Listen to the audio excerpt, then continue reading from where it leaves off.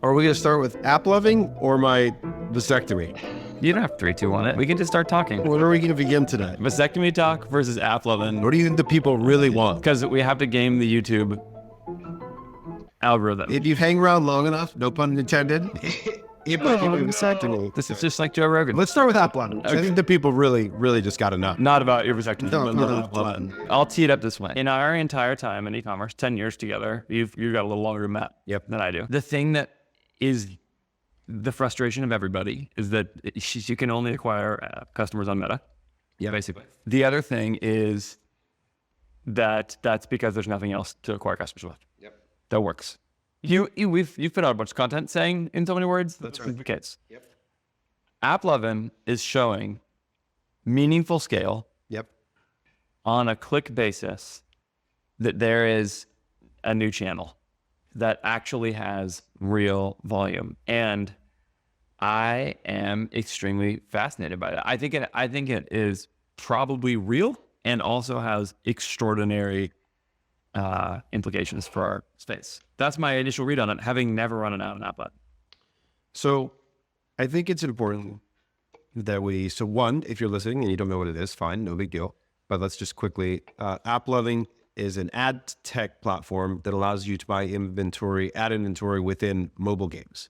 Now, is it all games? I believe so. Maybe even broader mobile apps. Don't quote me on that, but I know the primary is mobile games. The interesting dynamic is that they control both the sell side inventory and the demand side buying platform, right? Which is unique in media, because if you think about, like, normally Google has inventory across a broad range of people's websites that they don't necessarily control the development of the inventory, but these people are the buy and sell side of the marketplace. So that is part of why people believe that maybe they're able to get better optimization signal and price the correct inventory. This is the fundamental problem, which is that, like, the reason why your ROAS is bad on other platforms is because nobody seems to be able to match those things up right. Like, to sort of actually get you to target the right user at the right time, the way that you can on Meta. And AppLovin seems to have solved that. Well, I think what's interesting about mobile games is that there's so much, people I think don't have any idea how much transaction volume flows through mobile games. So in terms of which users spend money in apps and are clicking on their apps to buy things, like, there's probably a really rich history that correlates really tightly with buying things on the internet.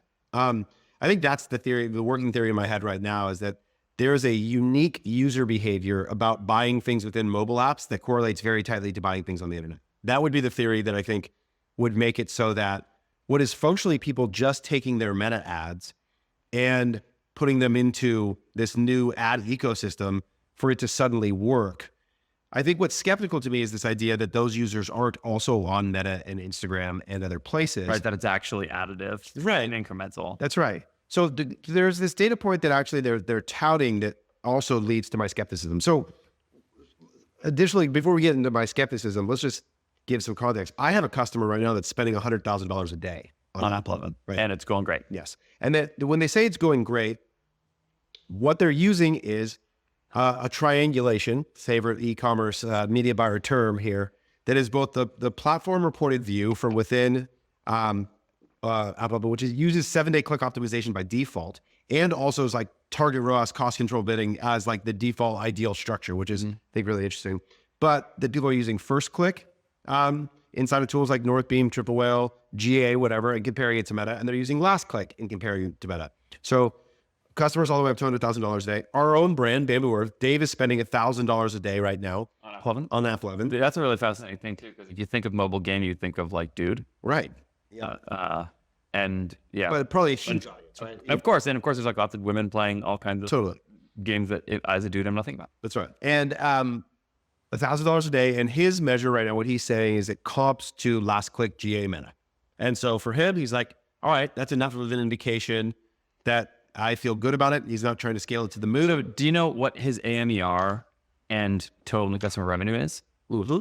Like, has it improved total new customer revenue at the same AMER that you would be targeting elsewhere? That's a good question. Because that would be the way I would check this, right? It's just like, are you actually generating more revenue? Well, you'd have to look at the daily platform reported revenue from Meta to understand how those things flow in sync with one another relative to your AMER, right? Yeah. I mean, I would just look at total spend day over day. If it added $1,000 to spend, let's say you're trying to acquire customers with 2 to 1, which is probably higher than Davis, but like, Right. did it actually add $2,000? That's right. In new customer? And so what you're getting at, right, is everyone's favorite secondary term, which is incrementality. So Yeah. the good news is, right now we have a group of customers, 5 of them, with House, who, and we just started a geo holdout set with them. With Apple. Yeah.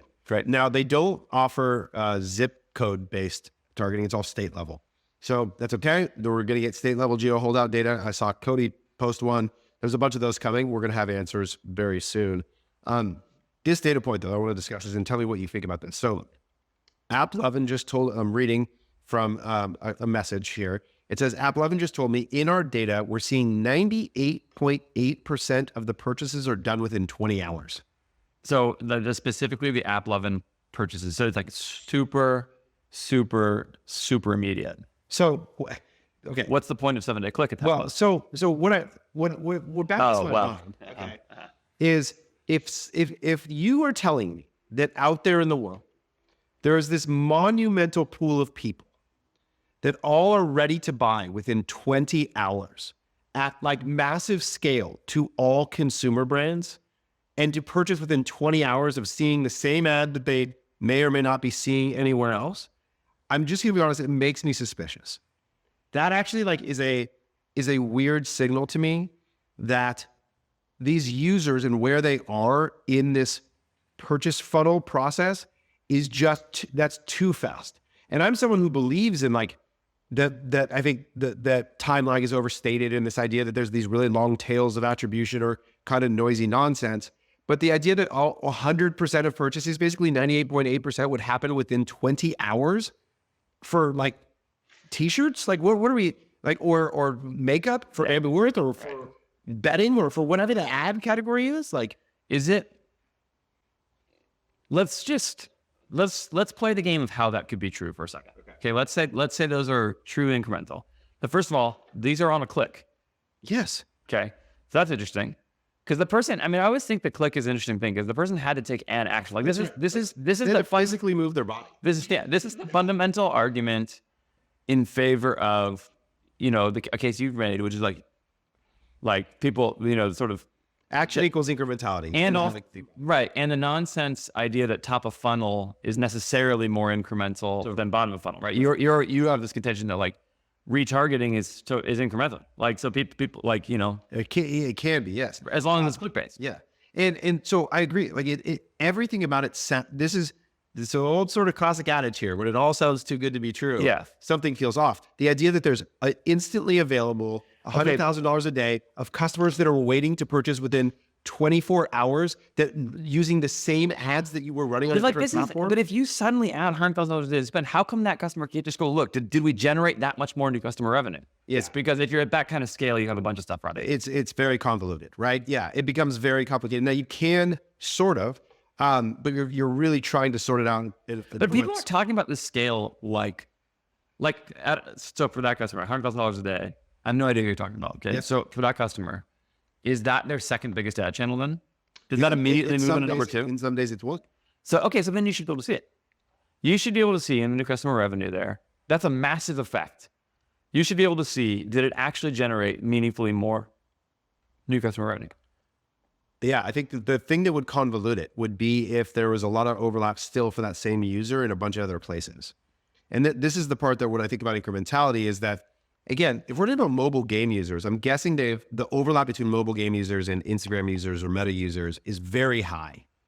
So are those people all... The overlap between everybody in Instagram is really high, right? So is that... But does that mean every other ad channel doesn't work at all? Like, because they're also on Meta, Yeah, I don't know. Another sort of wild data point, and this is for those of you that stick around to watch me and Andrew sort of ramble here, you get little sneaks of things that will exist otherwhere under paywalls, is in this month's D2C Index report, No Commerce is now saying that they have seen App11 go from, not App11, excuse me.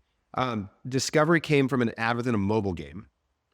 It has gone from 0.16% of purchases in May to almost 4% of purchases so far this month. Okay, So suddenly all this money. So quick math, like 20 to 30x increase in, 4 months. So when we think about the scale of what it would take to get to like 3.7% of all purchases across e-com, like we're talking about a massive influx of purchases being influenced by this. So, okay, yeah, there's so many layers here. And this is why I think it's an interesting topic. One of the things I actually want to do this thing though, like basically Steelman the AppLovin case, right? And so like, is there a world where this thing that's happening here is that something about the user's mindset in a mobile game? Yeah. It's just it has to be something to do with the mobile gamer, who they are. And also just like, I mean, haven't you ever gotten sucked into playing Clash of Clans? I was a big Clash of Clans. Okay, so I was never Clash of Clans. What was the Candy Crush? Candy Crush. That was the thing. I would have that thing where I like go to sleep and as I'm laying down, like Candy Crush things are going through my head. I had to quit. It's just I crushed too much candy. It is. It's very like, I think it is this state where one, you're disruptible. Like ads are already a part of the mobile gaming experience. They're annoying. You're constantly being upsold anyways. Yeah. These all sorts of things all the time. You spend people spend a lot of money in these environments. So look, I don't think I've ever seen anything. I like to use this phrase. It probably overstated, but like in 10 years, I don't know what has made this much noise this fast. Because I was comparing it to TikTok Shops, which is the closest thing I could think of to this recently, where people are like tweeting pretty big numbers, millions to yeah. And I think TikTok Shops is a good example of something where it's both real and not. It's real in the sense that there are brands making meaningful impacts in their businesses on TikTok Shops, and it's also less than you think, because the brands that are doing that are really noisy in public spaces because it's so out of this world. And there seems to me to be a Pareto principle thing there, where it's like a lot of brands basically have no traction at all, and then a few of them really crush. But that's so different than this. This is just like everybody I see on AppLovin is just like they're just smashing. Yeah. And because like here's always been, if I step back a little bit from this, here's always been, just for the sake of this. So if you have like something about the mobile gamer mindset, and even the sort of like the almost like hypnotic place that like mobile gaming puts you in, mentally. Yeah.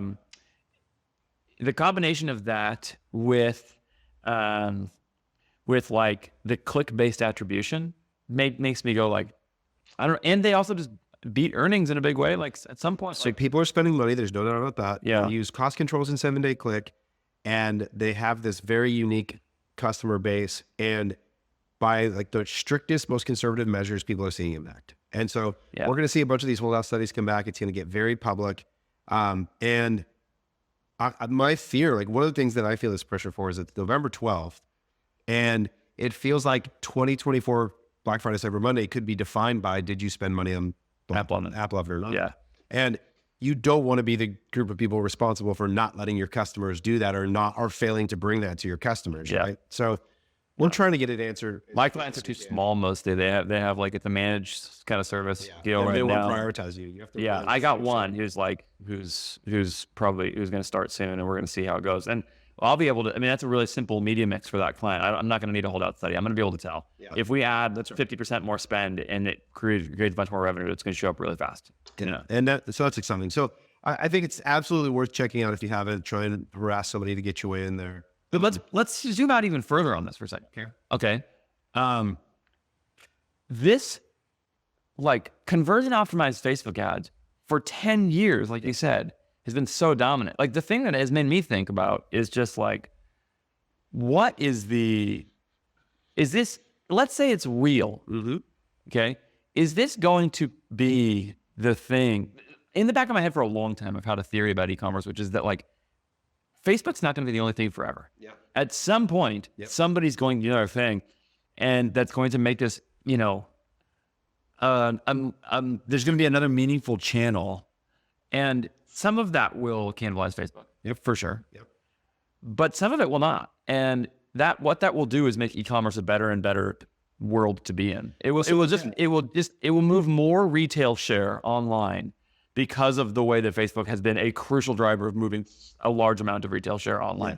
Yeah. And that's reinforcing back and forth, right? There's multiple layers to that. But I mean, you just can't tell me that like part of the like Facebook ads effectiveness is part of the reason why a lot of things get bought on the internet. So yeah, I think so. Someone was posting the other day on Twitter about how like, oh, I'm buying Shopify stuff. That's the downstream effect of the app 11. Yep, like that's right. That's yeah, right. If what I'm saying is true, then that's right. Right. And so there's this sort of down, exactly. Same thing with any e-com brand that would benefit from the success of that. I think there is something to be said for that. The other theory I think is worth stating that I saw, just like Sean, I think was stating this, is that like, maybe this is like short-term arbitrage of people like getting excited by seeing a new ad type in their mobile game of like, oh, it's not an ad for another mobile game. It's an ad for a brand I know.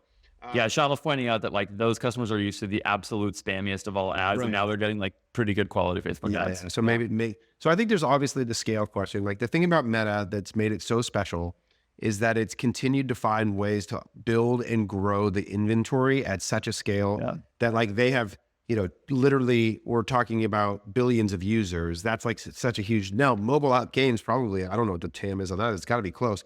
But the way that they were able to, when they ran into CPMs on Facebook that became limiting, stories and then Instagram and and Reels, and they kept unlocking new inventory that kept Facebook first buying Instagram, and then they kept they were able to keep the ads at a price where people could still monetize them profitably. And I think that's been ultimately the magic of it all, that is yet to be seen, but there's probably a long way to go between here and there that people would make a bunch of money. So certainly exciting, and you're going to see a lot more information continue to come on about it.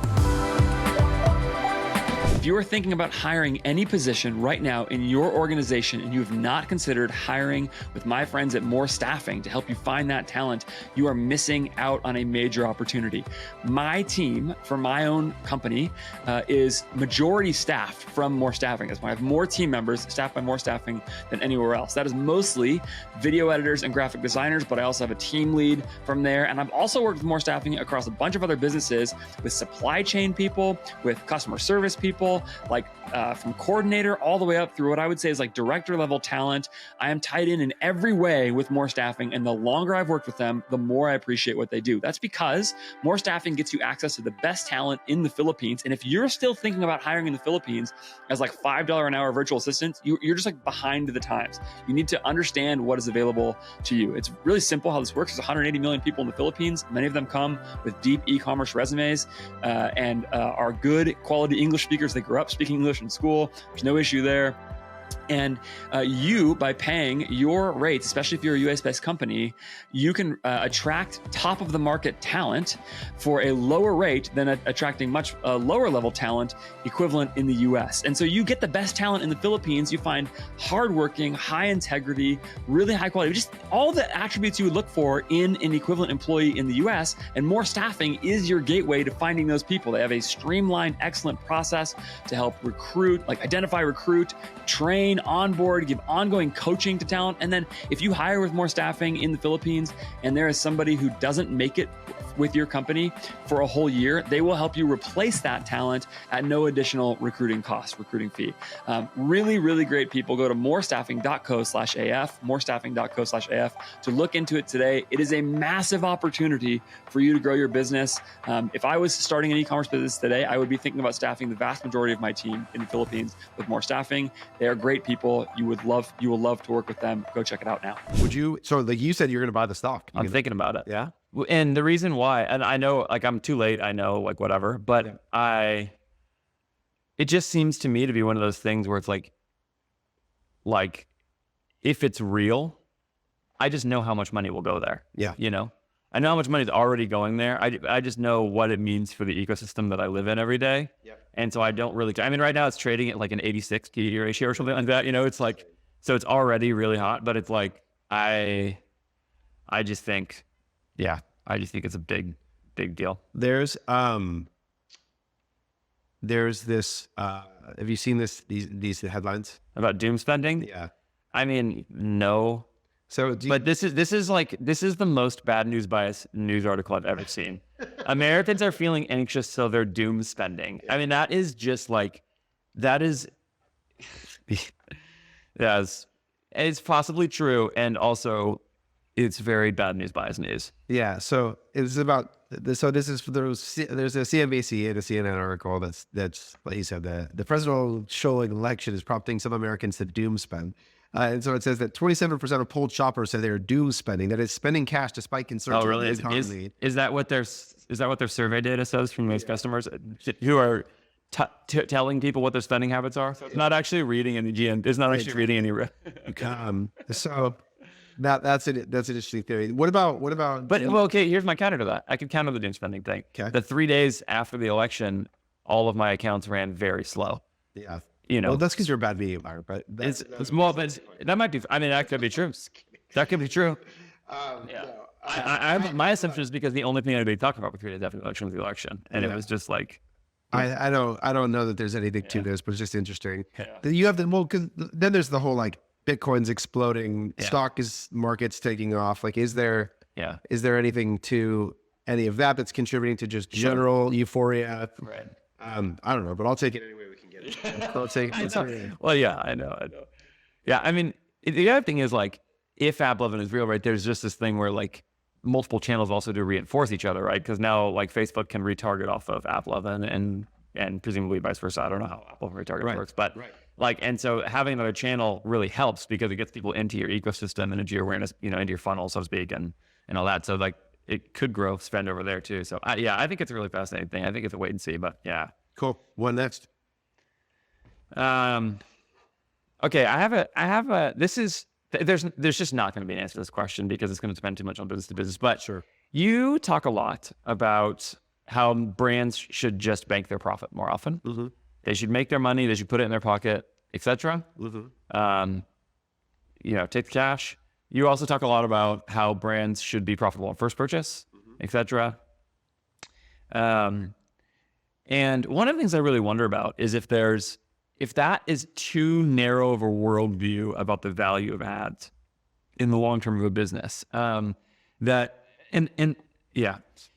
Compare your perspective, and I'll let you say how you would frame this, but this is like my quick summary of it. Very perspective to what I've heard Sean say from Sean Frank say, where it's like, I'm trying to spend as many ad dollars as possible on Rage. Now, he actively says he wants to grow $1 billion business. And so, you know, his mentality about that is, I've heard him say this too, that like essentially intent starts with awareness.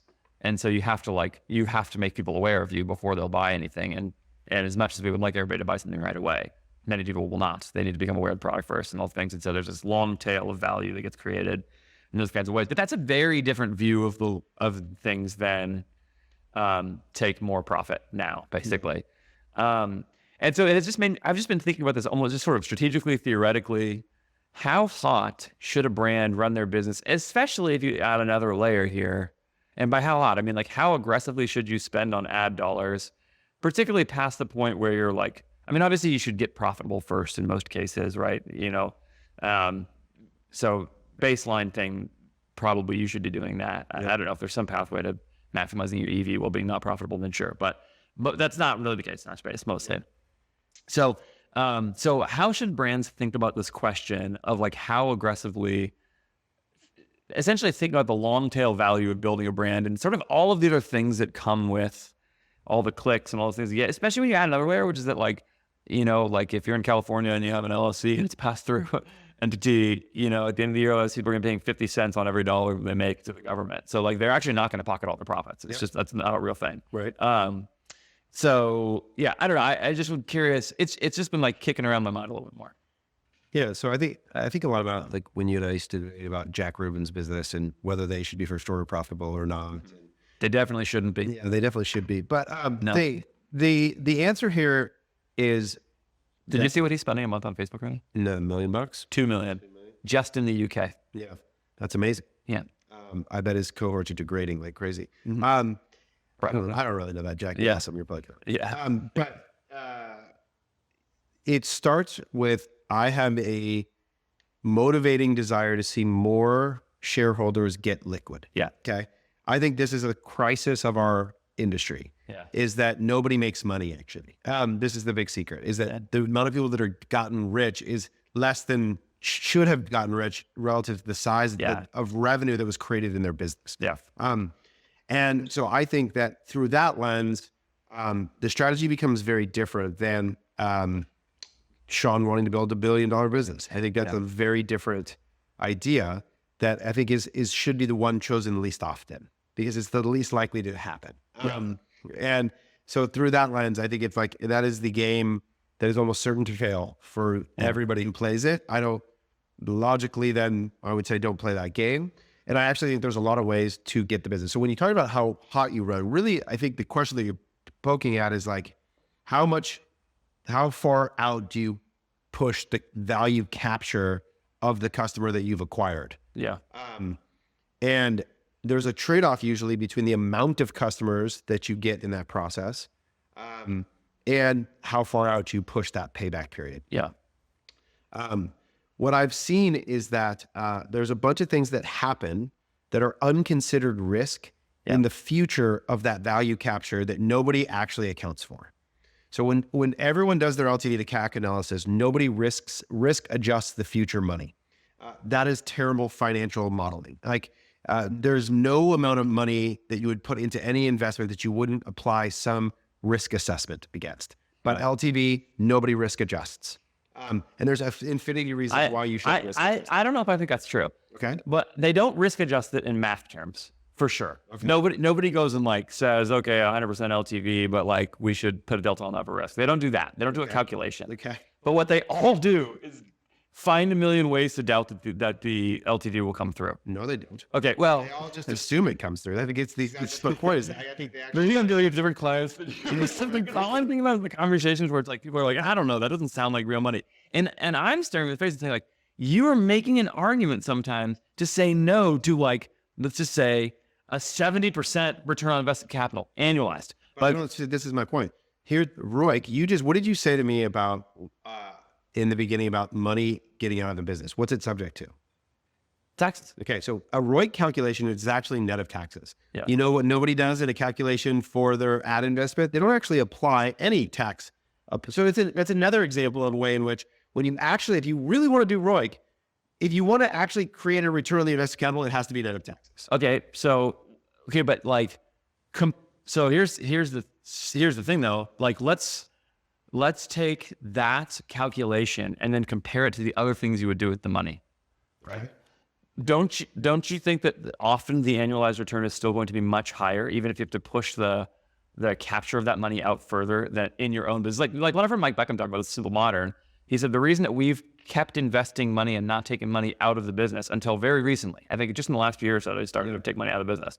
He said it was because for forever they kept looking at it and saying, the return on invested capital in this business by putting more money into the business was higher than all of our alternative uses of that money. And so we just kept putting it into the business. I bet they're wrong. I bet if they bought Bitcoin, it would have been better. Yeah. I mean, I think what people do is that they just assume that that's true because the business is doing well, but I don't actually think that they're really actually comparing it to the other options that they had at the time. Because I bet if you go back to the moment that he made that decision, he's wrong. Yeah. Now, does that mean that you can perfectly predict the alternative asset class to buying? Right. The point is that there's risk in your decision in both places. And I just think. Do you think buying Bitcoin, let's call it 3 years ago, was more or less risky than buying more Simple Modern water bottles to sell on the internet? I mean, just a fair question. I think the only at the time, I don't know what the CAGR is on both. Right. They're probably both awesome. Right. In a 3-year window, I bet Simple Modern's probably increased in value more than Bitcoin because Bitcoin's probably up three times in 3 years. Right. But if you go 10 years, it's probably not close. Yeah. One went from $0 to $1 trillion. So like that's not Simple Modern's growth story. Right. Yeah. So, but I think I don't even care. What I care is that they do start to do some risk adjustment and some actual consideration of the investment return. Including net of taxes, if you're going to make that argument. Yeah. I think it's an argument people like. It's an argument I've made. There's a video on the internet of me making that argument. Which is making what argument? That you should invest on ads because it's a great return on invested capital in most cases. Yeah. But what I've found is that there's infinity reasons why the future gets degraded. One is the idea that your margin profile is consistent with today's purchase and tomorrow's purchase is not true. There's all sorts of reasons. One of the topics that we're going to talk about today is tariffs. So Right. How do you, and can be a spillover into this topic, Right. When you think about a risk profile, if there's a chance that there's a 60% tariff on all product out of Southeast Asia, let's just say the most extreme case, potential policy, what does that do to your margin profile on that purchase 9 months out on your LTV curve? Yeah. Like, well, you can assume maybe I'm going to pass the purchase price all the way on to the customer and they're going to take it. Well, is your coworker going to perform the same? Like, the dynamics of the future revenue are harder than people realize because the margin changes more in e-commerce than people realize. Like, pull up any P&L for any business with a fairly large product mix and look at their cost of goods by month, and you'll see dramatic swings for all sorts of reasons. And that's not factored into the expectation of the future value. You take your margin today and you apply it against every. What do you mean future by purchase. a dramatic swing? Like how many points of margin? 8. Yeah. Like, and if you think about, like, if you're talking about break even in 6 months. Do you think that's usually driven by discounting? It's driven by discounting. It's driven by issues related to the product. It's choosing to send something by air versus ship it. Like, all sorts of problem on it that changes. Yeah. There's also the other possibility. Yep, that it gets better. Yeah, right. That you hammer away at your margins. And I have a client right now who has added 17, and it's a very early stage business, very different, right? Added 17 points of landed margin to their business, probably about 17. Yeah. Well, we'll know more in a week. In like 3 months. It's like just by, now again, earlier stage business. And so those kinds of swings are definitely different. But it's like so there's that. And so now all that of just their makes their investment thesis wrong too, right? Like, in the sense that in that case, that they underinvested.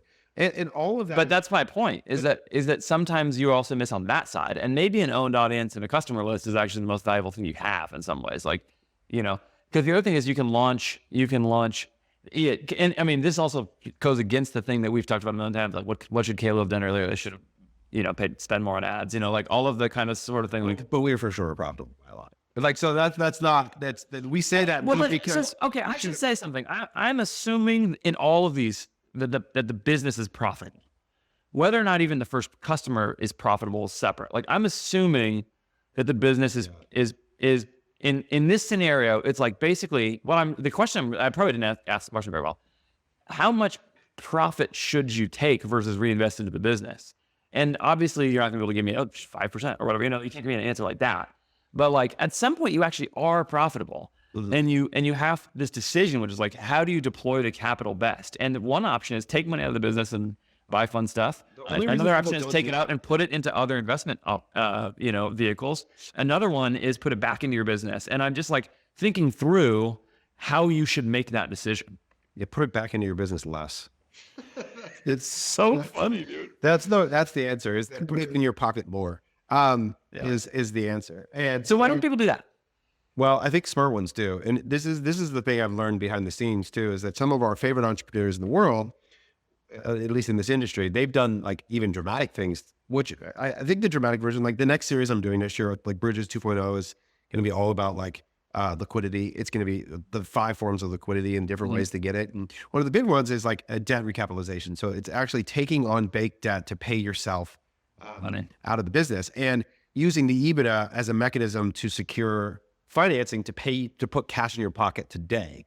But then the risk goes on the business. Yeah, exactly. Right. So that is actually like a transference of the money. That's exactly what I think you should do, which is to put all of the liability on the business onto the business and all of the security into your pocket. Yeah. And oftentimes we do the opposite. Like, people will be taking on personal liability in the form of either financing things that they're personally liable for, or mortgaging their home to do whatever, and then putting all the money back into the business. And I think that the opportunity is to try and actually do the opposite. If you want to start thinking about your e-commerce business the same way and with the same methodologies that Taylor does, like we were talking about in this episode, you should do that by joining Admission from Common Thread Collective. There's a link in the show notes that will actually get you a free coaching call in your business from really experienced media buyers. If you're trying to implement things that Taylor and I talk about a lot, like manual bids on Facebook ads, cost caps, etc., then you should use that coaching call. Get that for free through my link. Admission is structured course material plus private webinars and private private sessions with Taylor and with others about how to really think through how to grow an e-commerce business from first principles, including how to think about your P&L well, the financial dynamics in your business, as well as the newest and best of media buying tactics all the time, not only on Facebook ads, but also on Google ads and elsewhere. It's really awesome. If you're trying to grow in your knowledge of e-commerce, there is simply no better place to do it on the internet than Admission. I'm a huge fan of it. Follow the link in my show notes and you will get access to that free coaching call. Go check it out. I know you run a business. I do. And you take all the profits out every month and put them in your pocket. Not all of them. Besides the labor, I'm talking about the net income of the Well, business. I mean, I've built up a savings account in the business For what? just to make sure nothing goes crazy. What happens if somebody fires me? You'll take money out of your savings account and put it back into the business. Yeah, I guess that was just as well. Yeah, it is 100% owned by me. It's Pastor Entity. Might as well be the same thing. Well, except for the fact that you just keep it in a checking account earning nothing. No, I keep it in a high yield savings account. Okay. And so, but it is in my mind functioning the same thing as personal savings. Okay. But it's just like make sure nothing goes crazy, kind of thing. I have employees now. I goes, whatever. Who's cash? It's not crazy, Mel. But yeah, I mean, what I'll say about this is that I'm actively thinking about whether or not I want to reinvest that capital into AJF growth to grow that business more. And I am, in fact, doing that in some ways. Like I've added additional post-production help on my content. You don't need to do that though. You have next month's profits to use. Like you don't need to use your savings to grow. Not savings. I'm not taking money out of savings for that. I mean, not like your personal savings, but even the balance sheet. Like next month, you will make a profit. Yeah. And if you hired another person, Yeah. you'd still make a profit. Yeah. So you don't. What do you need growth capital for a human service business? Well, it's not like maybe all I need is like, I'm not always taking money out of the business and buying stuff for my house. I'm sometimes taking money and more aggressively spending it on ways to expand revenue generating opportunities in my business. I'm trying to turn it into more money via my business. That's what I'm saying. Right. It's not, I mean, I don't know if you'd call it growth capital quite like that, but like, but I just think like you are basically functionally investing off of the profits of the you know business. what you're doing right now? It's not like I disagree with you about something, but I don't necessarily disagree with you. It's an open-ended question. You disagree because your behavior tells me so. Just like this. I'm not saying. I mean, you do agree with me, but you're trying to disagree. I'm not trying to necessarily disagree with you. I'm just trying to keep the question around, like, how should business owners think about, again, like, if you just think about this question of, like, where is the best return on my money and what should I do with it? Because there's another layer of this that also something I want to talk about in this episode, maybe we'll do it now, which is, like, this question of, like, what is the money for when you take it out of your business? To get rich. Okay, so this is, like, part of the thing that's hard for me about this. Like, what if I don't care about that? But yeah, I think you should. Why? Because I think that Do you want to go here? your life could be better. Okay, could it really? Yeah. How? In what ways would it be better if I was richer? You could have 2 fridges full of your favorite drinks all the time. Okay, so this is a good one. So okay, so let's pause right there. I have a garage fridge and it made my life better. Okay, I have thought specifically about this thing as a thing. How much does the garage fridge cost? $400. How much does the drinks go in there? I try and have pre-made protein shakes in there. Yeah, Which are expensive. you buy the drinks. ones from Costco. Yeah. Not that fun. They're like $3 Maybe if inflation hit. I don't know. The Fairlife ones are like less than $2 each. They're the greatest deal on the planet. Then and then we have, I love Coke Zero, so I have an endless supply of Coke Zero. Yeah. We have Starbucks cold brew Okay, coffee. I'll just tell you right now. I have enough money for that. I know. I don't. So you should do it. That's my point. Well, I'm going to. You have to learn. We need to find the garage space right now. Like, but this is a conversation I've had with Britt. Like, my wife going like, where should we put that drink fridge? Yeah. Okay, great. So now I've spent. Somebody regularly detail your car. So I don't wash my own car right now. It doesn't detail it, but I get it washed. This is something we've never talked about. I've actually meant to do this. Okay. I think one of the greatest businesses I've ever seen. The guy who comes to my house and washes my car. Yep. It is genius because first of all, now he washes every car on the street. Yep. It's free advertising. Yep. And if you think about the target market for showing up to wash somebody's car. Yep. Like if I was a young entrepreneur, this is the business I would start. Because if you think about the target market for washing somebody's car, the people who have the expendable income to do that all live on the same street. Yep. Right. So like if I can afford to pay you to come to my house and wash my car, Yep. very likely, so can my neighbor. Yep. And so like all the customers are right there. You're right where your customers are. It's genius. I love it. I think it's awesome. The guys who are doing this told me his dad started the business with one car in the city of Carson near me. Yep. And they have like 8 vans now. It's like I love it. Go get it. That's a great thing. It's a really cool business. Anyway, okay, so they do that. That costs for both me and my wife's car $80. They do it once a month. Yeah. So like these are all like I don't need to be rich to do what's the resort that you told me to go to over by your house? that. Terranea. How often you go there? Not very often. You should go once a month. It's amazing. It is amazing. It's beautiful. It's and fantastic. going Yes. with your wife and spending time together in that kind of setting is amazing. It's fun and it's nice to be waited on, and the food's incredible. Yeah, I don't care about getting waited on. In fact, both Britt and I don't like to be waited on like that. We would find that fun. What I like is that I leave the room and I come back, my bed's made. Yeah, that was nice. So that's what I would put there. Yeah, that actually, I'd barely care about that. Yeah, okay. So you could just go down a list of, I think you should pay more for a haircut. I think you should spend more money on food. I think you should have a personal chef. You should just go down this list of like, personal stuff I'm not interested in. Do you know why? why? So this actually begins to get at some of my concerns about this. Do you have a personal chef? No. Okay. So I have I know somebody who doesn't eat at his house while he has his personal chef. Yeah, I have a almost 5-year-old, almost 3-year-old. Yep. And I've thought a lot about what that teaches them about life. If I have a personal chef in the house, about the kind of money it is, how that separates them from their friends, and all those things. And this is one of my concerns about getting very rich. And I think this is a good concern about getting rich. Yep. People. So here's my pushback. People, I think, believe that money will make them happier than it will make them, and it will bring them more joy than it will make them. See, I think everyone's been misled about this. I think this is an idea of the oppressor. Okay, so what I think is that there's clearly a level at which having a certain amount of money adds meaningful joy to your life, and it's the level from where you don't have to think about money very much anymore. Yeah. And I would say, in that respect, this is actually one of my other points about this, which is I already am really rich. Yes. Right? I'm by any reasonable standard in the world, despite that you and I both drove up in our Priuses today, right? Neither of us are car guys, right? So, and I have no interest in buying like luxury like that. I actually think a $100,000 car would add, and I mean this, zero joy to my life. I mean, it would add zero. Now that might just because I'm not a car guy or whatever, right? So for some people, I recognize that they kind of feel differently about cars, right? But so I think that like that level of wealth where you can go buy a drink fridge is plenty. I remember hearing somebody talk about this on a baseball player saying like, once you can walk into a Target, buy anything you want without thinking about it, you're rich enough. Actually everything beyond that is vanity. So who was saying that? The millionaire was saying that? It was like a coach. He was like a coach. Yeah. So And I do think this is a good point. But I think the reason that millionaires say this is because plenty of them are miserable.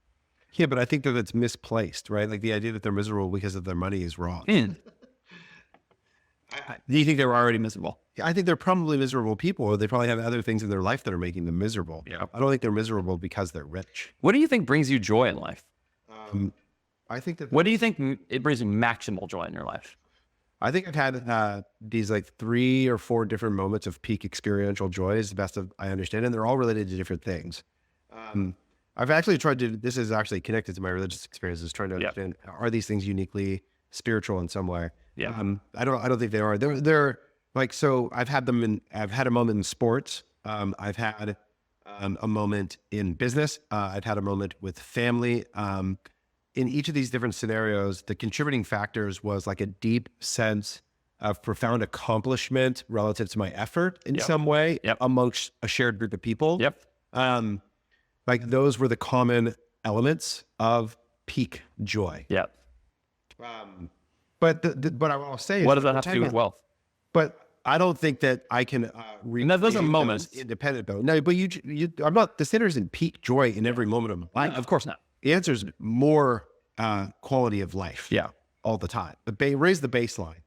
I don't think that money is necessarily the pathway to the peak necessarily. Yeah. So it raises the quality. Raises the average experience. Is there any diminishing return on that? But what do you think right now, from where you sit right now? You've talked to some very rich people. Do you think if you had $2 billion, do you think that it would raise your experience? If you had a yacht, do you think it would raise your experience? I think that what it in the things that it opens up for you. Let's just use this Dodgers game that I went to. Yes. I went to Game 1 of the World Series. Yeah. I was hoping to get to this. So that is purely because I have an okay amount of money to be able to afford expensive tickets for me and my 2 kids, and it created. Now I get it. This is not purely a function of the fact that there's a lot of luck involved in this, but my access to that opportunity was expressly related to my financial well-being. Yeah. 100%. So I think that there are all sorts of things that I took my family to Costa Rica. Okay, hold on. Let's do the baseball game. Okay. Well, we can do the family. Yeah. Do you think your experience of that Dodger game would have been anywhere close to the level of joy that you had if you had done it alone? If you had gone alone? Completely by myself? Yeah. Actually, yeah. So what do you think made that? So this is Freddie Freeman Grand Slam game. You were there with your 2 boys. How old are they? 10. 10. Did they like baseball? Yes. Do they like the Dodgers? Do they like Freddie Freeman and all those things? Okay. So what you actually invested in, I would say, was the relationship with your boys. Yeah. The whole goal. Certainly part of it. Certainly part of it. You were part of it? I mean, yes, I've been to plenty of baseball games with my boys. That didn't. But what's the point of going to a baseball game with your boys? It's your boys, right? Yeah, we're going to the World Series to watch the Dodgers. Which, if I had gone with you, I would have had an amazing time too. We would have had a lot of fun. But what do you think it would have been? Do you think it would have? I mean, would you have paid that money for it? Do you know what I mean? Maybe. I don't know. Yeah. In the right context in our relationship, I could imagine us doing that. That would have been a big fight with my wife. Because she would have wanted to go with you. No, she would have just been like, "You're spending that much money." Really? She wouldn't have thought that was worthwhile. Yeah. That actually casts in a negative light. I actually don't think it would have been a big fight with her, but I'll say this because I have played for World Series before with friends. It was a really fun time. 2017 World Series, Dodgers against the Astros. I bet net of inflation, we paid a little less than you paid for the tickets. But like, she was like, yeah, no. So she wouldn't have. We wouldn't have a fight. But she would. She just doesn't understand. She just would like, you spend that much money on that. But what I'm saying is, I think the relationship with your boys. We were texting about that. The relationship with your boys is actually where I'm going to call it 90% of the joy of that moment came from. Ooh, I think I could have taken them to anything, and I wouldn't have had. And your relationship to baseball, which is important, and to Freddie Freeman, and to all of it. There was a lot of story in that movie. The Yankees, there was a lot tied up in it. It was a culmination of a lot of things that were really special. And that's and so yeah. But I took my kids to go Costa Rica. Well, my family was to stay on the sports thing though. Oh. We went to a Lakers-Warriors game to watch. You're still rotating in your chair so much. People are going to get so mad at you. Sorry. Okay, Lakers-Warriors, Steph Curry. Steph and LeBron play each other. Okay, great. Yeah. And I was like, that sounds awesome. I don't know how long they're going to be around. I want to watch both of them play. I've never seen Steph Curry play in person. It wasn't as good as the Dodgers game, but it was amazing and fun. And I feel very lucky to get to do that. Do you think if you went to 40 of those games a year, it would still feel that way? No, definitely no. So this is part of the 40 thing, games that special all the time. Yeah, but I mean, I think this is part of the thing too, is that this is another thing that happens when people have really, really nice stuff is they get used to it. Yeah. And then it actually works against those moments to some degree. Right. It raises the standard of what elicits the same dopamine response, right? Like, I think that's like any problem with the escalation, but the reality is that there are things that release more and less dopamine now. I'm not against spending on those things, and I think actually, in particular, I think what you did taking your boys to the Dodger game is an especially good use of your money if you want to exchange your money for joy. If that's the goal of having the money, is actually the money has no intrinsic value on its own. What it does to you is it provides something in your life. I think you made a great decision to do that because of exactly what you set it up for, which is the possibility of a lifelong memory with boys, and you have a life goal of being best friends with your boys when they're adults, right? It's just so many things though. They're gonna remember that game for forever. I know. Yeah, I'm saying it's not just joy though. I mean that in a very all-encompassing way. I'm saying in terms of the benefit of money though. My wife the other day, God bless her, drove through a automated car wash with a bike rack on the back of our car. Uh-huh. Okay, and as the thing came up, the hooks in the back of it literally bent the frame of our car. Mm-hmm. So I can choose. The metal was bent and it broke the car wash. Okay, and oops. At the end of it, it was embarrassing and annoying, but we're okay. Yeah, right. I agree with this.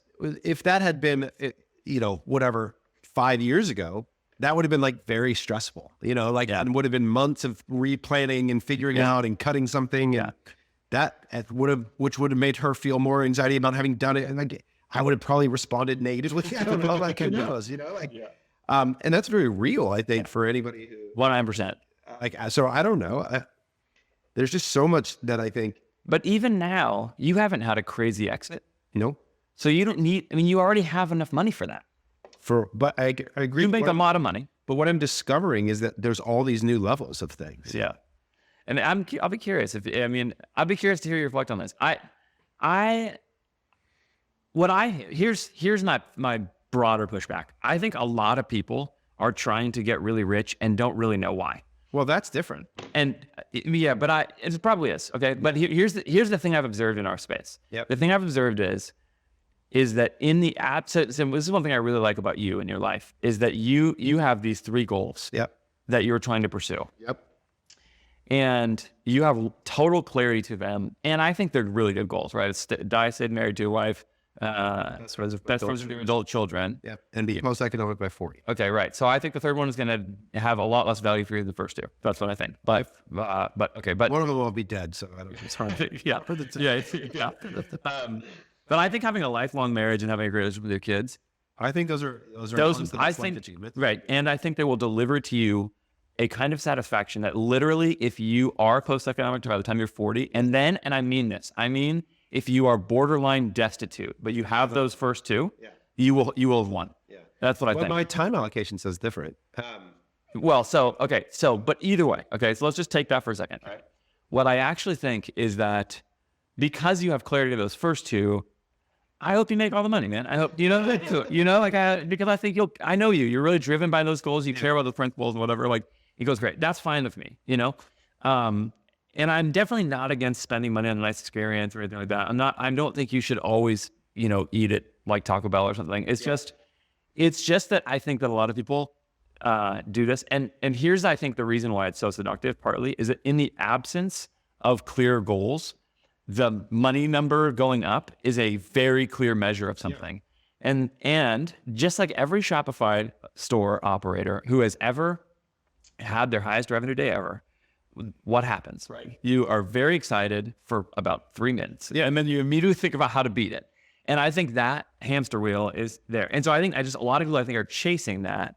And then what they will discover, and it's because they don't have enough clarity to the kinds of things that you have more clarity to. That's the broader observation. And so this is why I don't really care if people take money out of business, because I actually think it's like the wrong goal. Like, essentially, like, you think you just labor is the goal? No, I think you should frame the goal of your business within a broader set of goals that are going to that you think are actually going to maximize your joy in life. And again, I mean joy in a very broad sense of the word. Do you think you're good at predicting that? I think my desires in any given time are fundamentally unreliable guides to that. Mm-hmm. I think anybody who has ever eaten too many cookies knows what that feels like, But I think that wisdom, taken broadly, is when there's a better alignment between my prediction of when that will happen, my alignment of my life to those things, and it actually happening. Mm-hmm. And I think there are, I think today I see that more clearly than I did 5 years ago. Sure. I think I'm better at predicting that now than I did 5 years ago, and I think I'm way better than 10 years ago. Yeah, that's probably true. You probably get better over the time. Yeah. I think it's a hard thing to do. Very hard. To predict what will make you happy. Yeah. So, yeah, I think that part of the goal thing to me is that I find, and I don't know if this is just my current assessment of why this is because it's the structure that my life I was kind of developed in around sports in particular as being really formative to me as a young person, is that like achievement feels good to me. And progress towards a defined good thing makes me feel at the end of each day that I was useful, positive, and they can like rest well, and so I think that that's part of why coming up with those things, because otherwise I can spin out like anybody else and start to grab any indicator of am I doing good or bad. I mean, it becomes really hard. Some days I'll like waffle very dramatically. And so I think having those as like anchoring tenets is helpful to sort of look back on my course and go, okay, do I need to course correct in some way? Yeah. Because you can get pulled in a lot of ways really fast. I have a lot more I could say about this, but it should save for another. All right, let's go. show. Let's go to Tariffs. So I share an office with Skokin. Their CEO, Brian. Wait. Yep. Sorry, before we do that, I'm going to say one last sentence about it. Okay, the last sentence is, I think that people ought to pursue, and I'll call it contentment instead of joy, with the same kind of intensity and vigor that they pursue all kinds of other things in life. People pursue health, and health, that's one place that I think it's a lot harder to be joyful if you have less health, although people say otherwise. Define contentment, because that working definition is like, I often see it gets down to like the absence of desire. I wouldn't define it that way. I don't mean it in a very technical sense. I mean the idea of being satisfied with what you have. That doesn't mean you don't go pursue more things, but it means that if you don't get them, you'll be okay in some ways, that you actually experience like joy and all I can think of is satisfaction or contentment right now. So you can put whatever definition that you want. I think most people know basically what I'm saying. I hope they do. And what I'm saying is we pursue a lot of things really aggressively, and I think people think surprisingly little about that. Like your goals are a good indication of you've actually thought about what are the things that are going to bring you contentment or joy or satisfaction or whatever in life. And so then you actually direct your attitudes toward that. And I just don't think people actually think carefully. They don't they think around it. They hear a little bit about it, but they don't think carefully about it, And that's All right. Okay. That's all. Tariffs. So talking to BG today, and we're talking about through 2025. So BG's CEO of Skull Candy, we share an office. He's a longtime friend, and we were sort of talking about 2025 forecasting for Skull Candy, how we're doing. And I asked them because there's this conference in January, Silicon Slopes, that we were supposed to be on a panel together. He can't come. I was like, where are you going to be? He said, I'm going to be in China planning. And so we started talking about China and why he was going there. And I asked him, I said, how concerned are you about tariffs? Like, what do you think happens to your business? And he said, well, I have an experience of this once in 2016 when the first initial Trump tariffs were put in place, which was like 20% on China specifically. And if that's the case, like there's no concern because everyone just picks up their tooling and IP and goes to Vietnam, they go to Bangladesh, they go wherever else, and manufacturing just moves. It's still controlled by the Chinese same people, but it'll just move its way around the tariffs basically. But knowing that that's the case, if the tariffs get more broadly applied to all of Southeast Asia, his words were, we're screwed. And that is like a massive variable that I don't think we're talking about. And so I had put out today a tweet just like, hey, how's everybody considering this? And so I think it's really interesting just to understand what is the potential implication of, well, how we'll handle this. Now everybody's plan is to just sort of pass the cost on to the customer, but now we're talking about like massive inflation on e-com products that is like not going to be stomached well. No, I mean, I'll tell you, it's funny because my very first thought when I heard the tariff thing was like, if I was running a business, I would just be like, oh, I just raised the price. And now I don't know if that would work or anything, but it immediately reinforced to me things economists say about tariffs, which is like they don't work very well, because I was like, oh, I get why economists have this theory on top of whatever data they have. It's like they probably just. I thought about it within 1 second of your seeing your tweet. Just like, yeah. So as a fun, if you made it this far into the episode, a guy on Twitter who's awesome, his name's Matt. He responded to my tweet saying that he had built a database of all of the product categories and what the current general tariff rate is, the rate of duty right now, that they are regularly updating and tracking. If you comment on this, that you made it this far and see this, I will send you this spreadsheet. This is literally every category of potential import and what the present duty is, what the present fee is.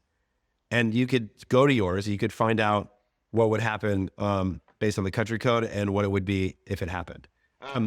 So there are people that obviously are spending time and energy trying to think through this problem. Yeah. So I don't know. I don't know how to think about the risk of our industry for something like this. I mean, Yeah, I don't know either. I don't know if I have anything else to say about that. I'm just trying to think. The only thing I can think of is that I would raise the price. It is interesting. Like if the tariff is global enough and you really push to the U.S., would it? I mean, well, I don't know. What would you do right now? Like would you do anything right now? If you're an e-commerce business, would you start looking at U.S. manufacturers just to check? I think Because the other problem is the moment. depends on how elastic you think your pricing is in your Yeah, market. and also what will happen if you raise your price by 20%? Yeah, right. Yeah, I don't know. yeah, I mean, if your COGS go up 20%, you don't have to raise the price 20%. Right. You're like, but there's, I think certain categories, like if in your luxury, you can probably absorb it and whatever. If you're in a commodity where there's highly competitive on price, you probably can't stomach that, and it's just going to be margin destructive to you. yeah. So I don't know. I think that it depends on the But wouldn't category. all of the other businesses in your space presumably have that same problem? Unless they're manufacturing somewhere else. Yeah, I mean, one of the things I think is, but then in the scenario you brought up, if they're manufacturing somewhere else, presumably it's more Like expensive. Bamboo Earth. If Bamboo Earth all U.S. made and sourced from farms in the U.S. and they don't have to pay a tariff on their ingredients, that could be a massive advantage. Yeah, yeah. I mean, I was just immediately thinking, like, would I start shopping U.S. manufacturers right now? I just can't imagine that.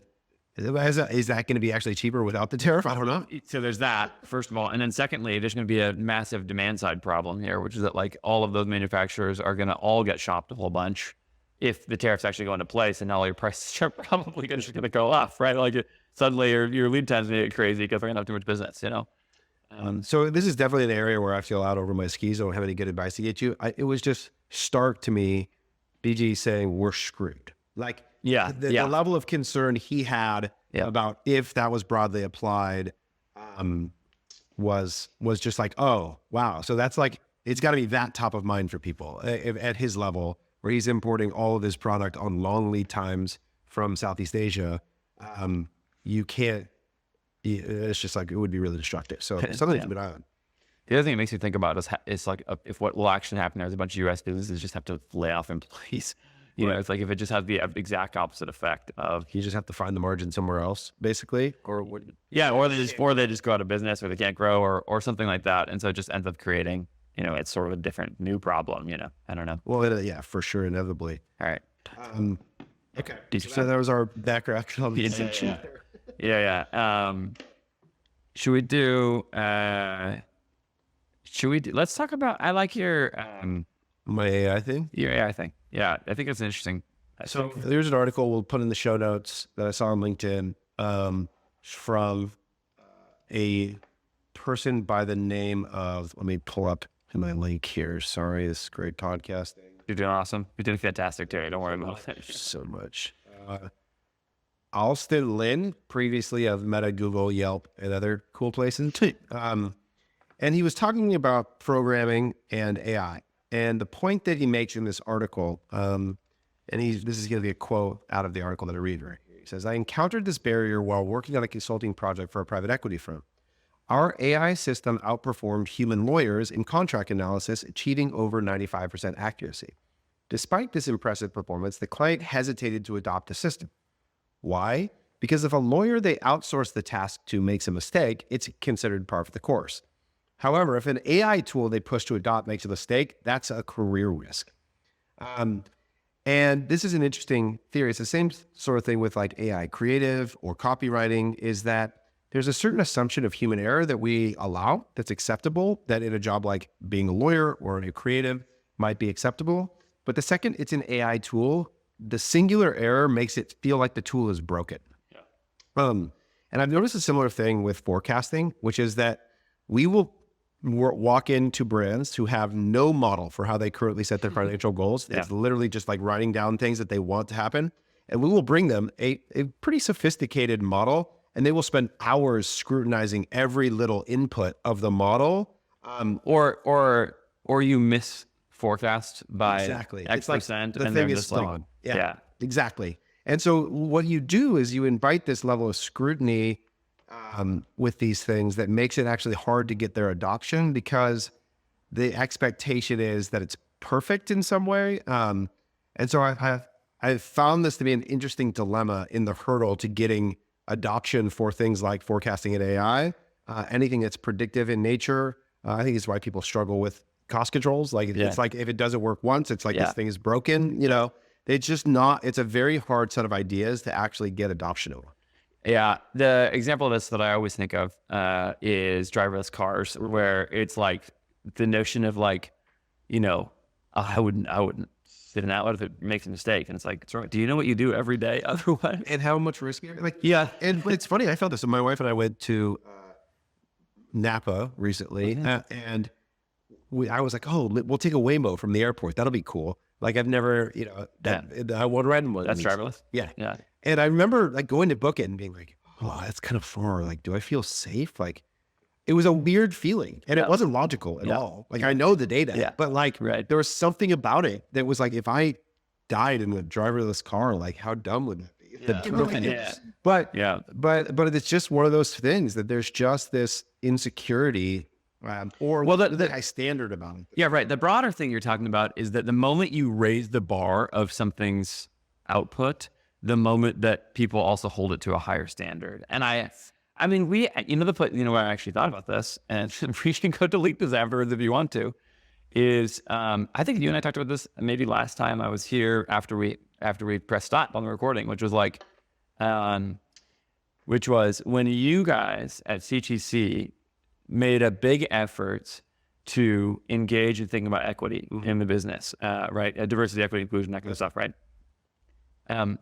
Suddenly, a business that previously was run by a bunch of white guys or whatever, you know, became held to a standard around that and around customers and around employees' experiences that was probably much more exacting than had you actually not ever made those commitments. That's right. Right. Even if the same person would have come in, right? Their disappointment level is really different.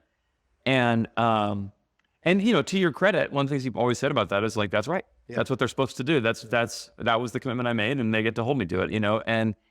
But it is an interesting thing. And I think one of the things the AI article gets at, and not only you say this with what you're saying about the DEI stuff, or with what you guys with the DEI stuff, like, is that it creates a frustrating disincentive to go do those things. That's right. And I think there's a real problem there, because you actually, what should have happened, and plenty of people I think in your experience did do this, which is like I'll even say my reaction when you did that was I wasn't sure that it was going to work, but my thought was, I know you, right? I know what your intentions are here, right? And so I'm going to be in it with you, and if it works, it works. If it doesn't, it doesn't, you know. And I'll go with you kind of as far as it goes. I know you thought about it, etc. And I would think about, like, with a lot of these other tools, there has to be some way in which we say, we want you to keep making incredible stuff, you know, like keep like, it's okay if something breaks, you know, like if I'm the guy who goes in the driverless car and dies and somebody uses that to fix driverless cars forever, well, then I've been a martyr for the good of science in the world. You know? There's something about that disposition that you're right. And it's funny. I feel like in some ways there's a spirit there that is one that I think people really do want, which is like the idea of being the constant cynic that criticizes everything is actually a really exhausting thing to be around. Yeah. So I think, like, you know, pessimism always sounds smart. Right? Exactly. And so I don't know. And I counted this a lot inside of organizations where it's just like it's clear that someone has made a role in being really good at finding the error in the proposed solution. Yeah. I can find myself being guilty of this. I was going to say, my name's Taylor Holiday. And I recognize this too. I have to, with every new thing, I find like my initial response, exactly, is to like go to why it's wrong, you know, versus why it's right. And everyone wants it to be right, so it's actually way more exciting to say that it's right, you know. But this is another helpful dynamic. So I've thought about this a lot with you, because I've had a lot of these conversations with you, and I now appreciate it because I know that what I know about you is, here's the thing I've had with you a lot of times. Right. Like, we'll be talking about something, and then we're arguing about it, and I'll be like, oh, gosh, he didn't hear me at all in that conversation. He didn't, you know, all he did was, I know you're listening. You're a great listener. But it'll be like, he just counter-argued, and like, it's like, did I score any points in that conversation, you know? And the answer is actually yes, because what will almost always happen is, like, within a day or two, you'll call me, and even, I can't remember what happened when this happened, but one time you called me, and like, we argued about something, and then like, within a day or two, you called me, and the attitude was something like, I don't even remember what it was, but it was like, okay, so how are we going to do this thing? I was like, what? Like, that was not there from you at all. Because what I know about you is how you sort your ideas, right? And that is a really good skill. But I think the thing there is that you pair that instinct and that way of processing ideas with actual like optimism about the future. You actually are an optimist. So this is the other thing I try to wrestle with, is because I think I get And by the way, sucked you think well of people. by the possibility of things too. So there's a weird tension there that I'm trying to figure out why sometimes, whether it's, NFTs or AI or whatever the thing is that captivates me. And then other times maybe it's source, maybe it's how I discover and how I feel about that person in some way. I'm sure. I don't know. But yeah, I do. I bounce between those states where I become probably overly optimistic in a way that's like not examined enough. But yeah, anyways.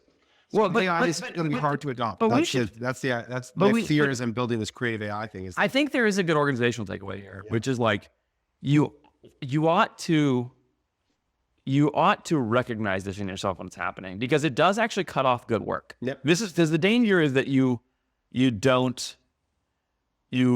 don't take the driverless car, which will save a lot of lives. Right. And so like it actually matters that you do this. And in microcosm of that, the microcosm of that in people's businesses is that when you hire help, this happens with agencies all the time, actually, people's relationship to agencies. Right. Is that they go like, they expect everything to be perfect all the time. Right. And so then Such a different standard than their own employees. they not even close. Right. Their internal employees, like you've made this point, right? That internal employees, people spend way worse money on their internal employees than on agencies. And it's because you can't do their work and you're not holding in the same way. And so it's actually bad. And because the alternative framing is to view the person or the technology or something else as a partner to work with and to basically believe is smart. That's right. And to basically believe is good, but with some problems to solve like everything. And a good version of that partner, the driverless car people are not satisfied if there's still people dying. Right. So they're going to keep trying to solve the problem. That's right. But it's probably a better solution today than the other one, And so you have to accept both of those at the same time. That's right. And, it's funny, like I think about like AI, and Meta's even attempted introducing to us features where it's like, turn this on and we're going to pair all these different things together. And all we do is like, we mock the ad where they played the rock music over the thing. Yeah. And like everybody loves to point out those examples. And it's so destructive to the idea, which is that like you are cherry picking the worst example of a thing that's actually really powerful, which is it's actually testing an idea that you never would. It's actually how you get to the edge case, is that the exact fact that you think that it's a terrible idea is actually the thing to be explored, because that's the thing that most people will not naturally move towards. But the system doesn't inherit that bias that you have, which is rock music shouldn't be on a makeup ad or whatever it might be. Right. And so by exploring all those edge cases is how it gets to the best potential return. And it's just like what you are describing is the reason people have burned so much money on stupid media buying. Right. It's like countless amounts of money just vanished from their businesses. I remember seeing somebody post at one point on Twitter something that was this Meta thing where it was like Meta's now going to start optimizing this, and this for you. And of course it's just like 30 replies are just like, terrible. Can you believe they do that? And me being me, I had to jump in there and be like, fantastic. I hope they do more of it. Like I'm right in that situation. I know that there's annoying counterexamples. I know, but you know what? You know what you do when the customer sees the wrong ad because they did something, and they email your customer service, they comment on it, you just go reach out to the customer and fix it. Yeah. It's going to be okay. Exactly. It's going to be all right. Right. And they got a discount at the wrong time. I try. Fantastic. And I get that Weather day for them. meaning assigned to that work in some way that feels starting to. I've noticed this with like some of the people that would respond to me about the Gen AI creative stuff. Is a lot of like photographers or the people that it clearly was very personally like threatening or offensive in some way.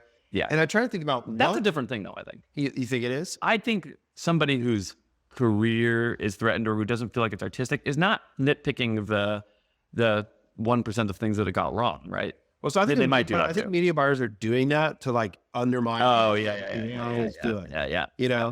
So there's this similar sort of threatening. And so I try to think about like what areas would be threatening to me. It's like if suddenly tomorrow somebody had a perfect e-commerce forecasting tool, what would I feel in that moment to try and like I came across there's one of the best pieces of software I've ever seen, and I'm so jealous of it, is this company called Runway.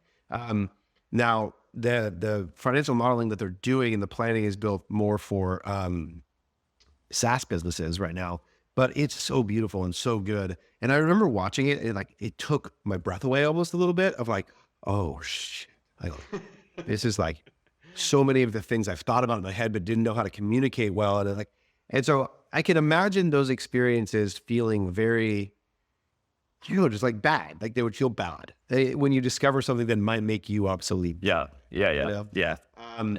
I think I'm actually completely sympathetic to that. Yeah. I can think about that like it's like me watching, Freddie Freeman hit. You're like, oh, I'm dead. Because it's the end of me. Right. Well, you've told the story about seeing a couple of guys who got drafted for saying here and being like, "Oh, that's a big leaguer." I don't look like that. That guy's Freddie was literally one of those guys. Yeah. And so I know that. And so I try to think back to that, to just trying to think that how to meet these people in these moments. Yeah. Like, okay, I do think that's a little different though. I think the idea of the person whose job is threatened, that response is one thing, but there's another person who just nitpicks the times where he gets it wrong. Yeah. And that I think is actually something different, which is like, yeah. Anyway, there's, if all of this stuff is going to work, it's going to work as tools, which is a thing that increases leverage. AI chatbots are downstream. I mean, let's actually use a different example of that. Like, here's a good one. This is a really extreme example, and I don't know if this is taking anybody's job, but I saw in Dan McCormick's Weekly Dose of Optimism, which is amazing.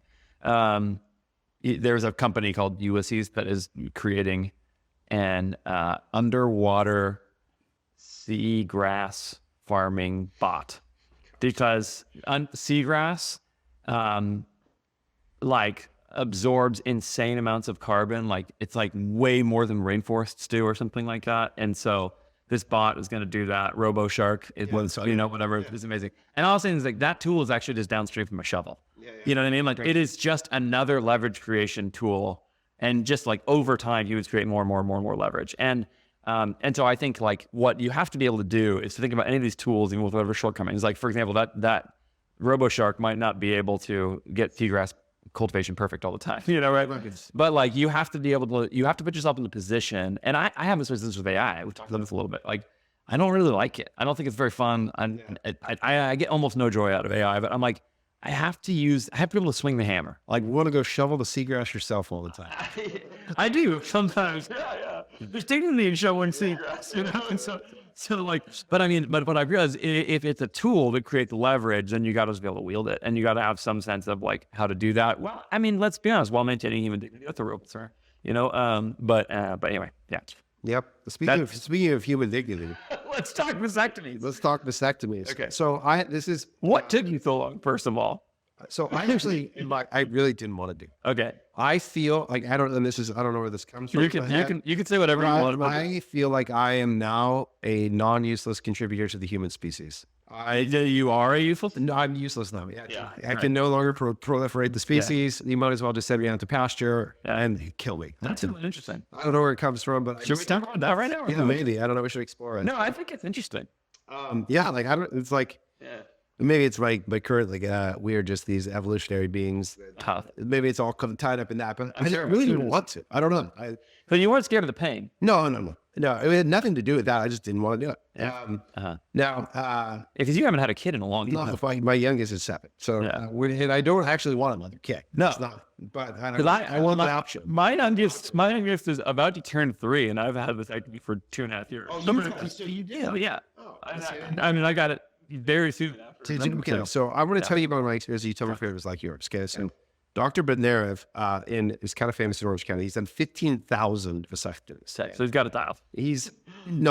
So I have never experienced a better system of anything in my life. Like if I could hire him to be the COO of my agency tomorrow, I would do it. So from the time that I walked through the doors at the office till I left was 13 minutes. That is, especially in a medical office. It was unbelievable.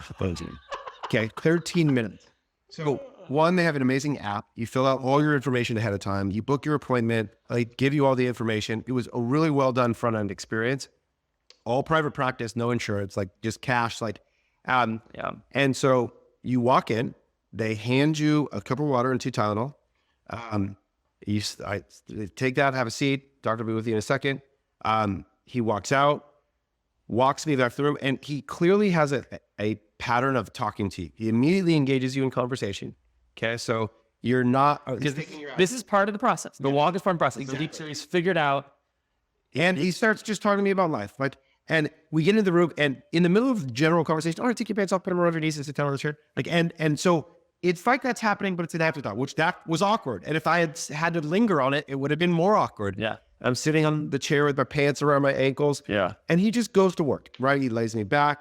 They rubber band your shirt. Like, it's the most awkward thing. You're just like, okay. And he's just flowing, dude. He's just talking. And then he has this, his whole thing is it's like a needleless, like it's this air pressure gun that does the anesthesia. So there's no needles.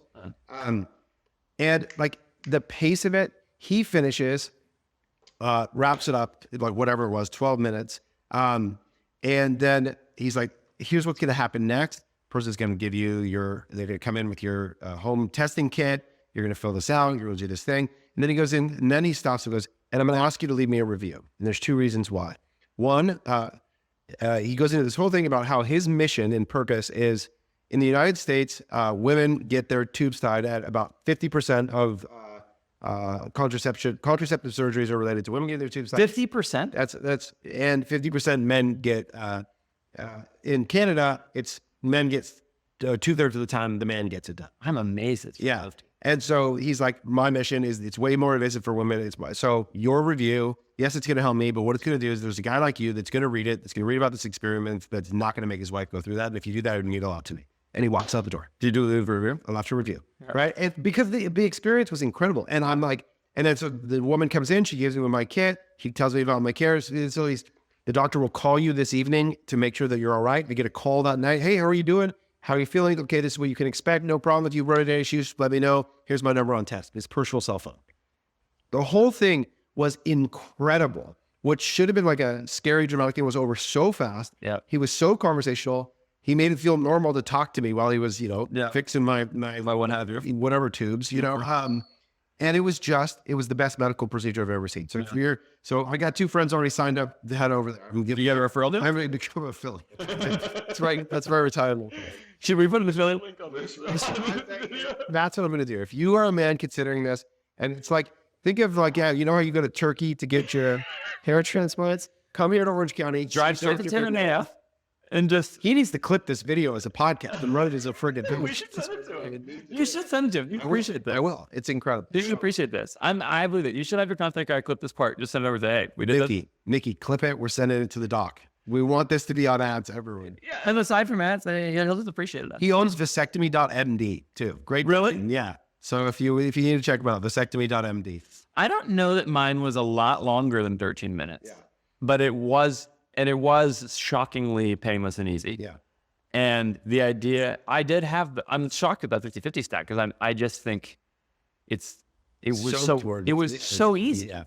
It was so easy. And yeah, anyway, that's a really, so you wanted to do it? You were cool. You were like, I don't want to. We probably would have thought about having more kids, but both of my wife's deliveries were really rough. And this is a second C-section. And so it just was like, I just don't think we want to put Britt's body through that again as much as we would maybe think it. So sometimes even still, we're just like, I want to have more kids, but so be it. We started having kids a little later in life and all those things. So yeah. You were fine with it. Yeah, I wasn't. Yeah, I didn't have any reservations otherwise about it. No, it was. I thought a little bit like, am I sure? And the doctor did say to me, like, you need to think about this as a non-reversible procedure. Yeah. But I didn't have any existential reservations like here. Yeah. Okay. Speaking of just like other fun topics, we're sitting here drinking. This is the 3rd one of these we've done. Typically we've had alcohol. We're drinking non-alcoholic beer. We got some Athletic. First of all, I am astounded at how good Athletic Brewing is. And there's probably better ones. I've maybe had one other NA beer, maybe. But I had it and I couldn't believe how good it tasted. But here's the actual thing I want to get at with you. So like I'm not drinking tonight because I just didn't want the negative effects of alcohol, which basically affected my sleep, all those things. So that's the reason I'm not drinking tonight. I like beer. I still drink it some. I'll have a cocktail here and there. I think I had 3 cocktails with my friend the other night. Slept terribly. But had a good time, not getting hammered or anything. That's not really my style, but just kind of sitting in the backyard, having a few drinks as we're hanging out. But there is this whole obviously thing of like performance oriented life around being totally sober. Like alcohol is just like all bad for you. Yep. We've never talked about this, I don't think. What do you think about that? Yeah, I think it's true. I think, bad for you physiologically. Like, So that's definitely true. Yeah. But like this idea that like you should optimize more towards total not drinking. Do you know what I'm saying? Like, yeah, I don't know totally that. I think drinking is a lot of fun sometimes. yeah, this is what I think too. But there is this subgroup who approaches it, and I think it's like the super optimizer type, Yeah. And that's my experience of it. Is like there's sort of a cost to optimization there that people I think don't see. Experientially, for sure. Yeah. Same thing with food. I like Right. someone healthy food. Right. So Yeah. it's great. Yeah. So I don't know. I just didn't know. One of the things What do you think? What do you think is driving people to do? I mean, there's alcoholics is a different deal, right? Like, let's put them in a separate bucket. Like, you gotta not drink if you're alcoholic. That's fine. But like, I don't know. It's the just, never drinkers, like how yeah. There's just this thing where it's like, here's the things I don't do to make sure I achieve. Like, I don't know. Maybe I just think those people are missing something. Peter Diaz's comment, moderation and everything, including moderation. I'm sure that's not original to him. no. Yeah, that's a good quote. It's really helpful, I think, Occasionally, maybe you should drink too much. I don't know. Maybe that's wrong. Yeah. But I don't know. Yeah, maybe. I think again, everybody has this sort of deeper like value of what they want. One of the things I've thought about with optimization is that I actually think that the variance in life expectancy is something I've thought a lot about, which is that if you could live to like 150 with these behaviors, I think they'd be way more worth pursuing. Mm-hmm. But I don't know that the difference between like 75 and 90 is actually that meaningful. This is something I've thought a lot about. Like, I think it's about trying. The worst years, for one thing. What I really want is like a healthy 70s. That's like my ambition. But I don't know that I need that level of optimization to accomplish that. Yeah. Now, I might make a mistake in that people are going to live till 140 and be healthy in some way. Maybe Brian Johnson cracked it. But but I just haven't seen any evidence that like the upper, like from 99% to 100%, like that work in that range, the actual reward is that high. Yeah. And in fact, I've heard specifically with alcohol, like something to the effect of like, if you have a drink a night or something like that, it was like, it probably shaves a week off your life. It's like maybe it's less than that. Maybe it's a little less than that. It depends probably if you're a male or female, some of those things. But it's like, are you willing to trade a week for some of those things? Yep. Yeah, I think so. That's what we do. Yeah, that seems fine to me, Well, and again, it's kind of like LTV. Like, I don't know that I have 40 years anyways. That's right. Like, you could die tomorrow. Right. In which case, once you pass that drink, pass up on that drink. So I think it's like you're a good case for this too, because you're a good time when you've had some drinks. Oh, I don't know. I think about like playing. I went to Texas to hang out with the Heart and Soil crew and the Ecom Cowboy and Aaron, and we played golf in the morning. We went to the Texas game at night and had a bunch of beers along the way. And you know what? It was a great time. Yeah. Did I feel great the next day? No. But I got on a plane and wore my sweats and You're fine. whatever. Yeah. Yeah. I also had a funny thing where like a few nights ago when I was with my friend, had a few drinks. Yeah. So my whoop said my sleep was terrible. Horrific. Right. Awful. Right. I had that.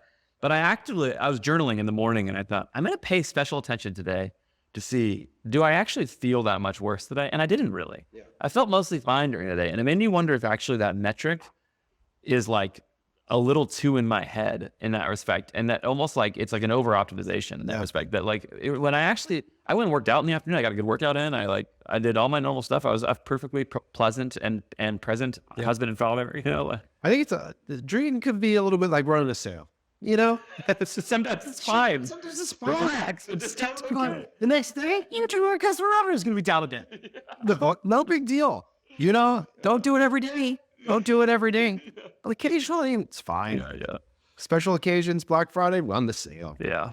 Okay. Is there anything else that we are missing here? Any last Do you want to talk about your big swing and a miss on Athletic Brewing Company? I was offered to invest in an athletic brewing company during COVID, and I didn't get it. I thought people drinking beer without alcohol, that's dumb.